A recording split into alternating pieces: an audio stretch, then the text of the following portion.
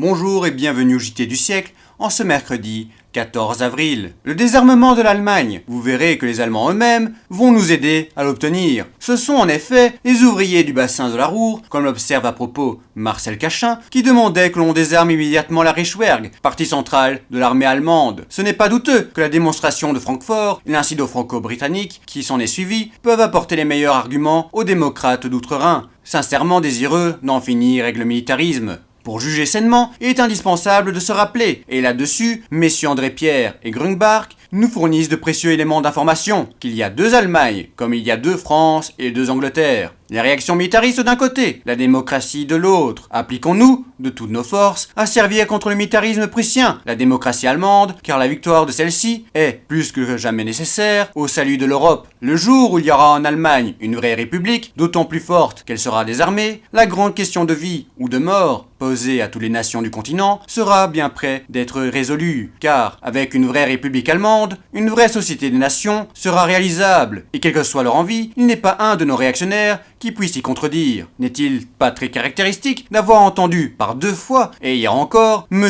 Mitterrand proclamer que la fin de tout ceci serait la reprise, nette et loyale, des relations économiques avec l'Allemagne? Elle y trouvera son compte, nous aussi, et nos intérêts liés feront demain les États-Unis d'Europe. N'oublions rien, mais commençons par ne pas oublier de vivre.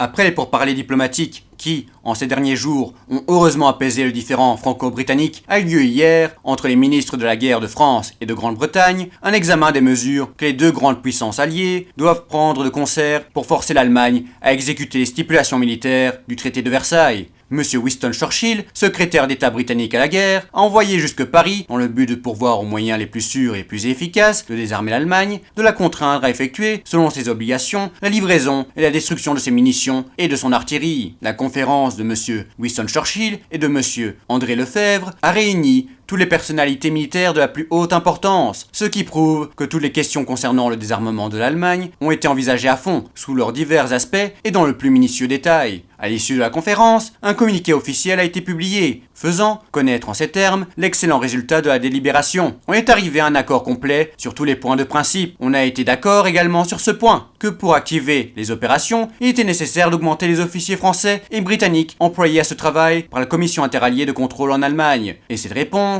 était nécessaire. M. Mitterrand, par ses déclarations qu'il a faites hier, a pu dire le différend diplomatique qui avait surgi entre la France et l'Angleterre, et que l'on avait fort exagéré, est définitivement clos. C'était le JT du siècle, l'info de notre histoire.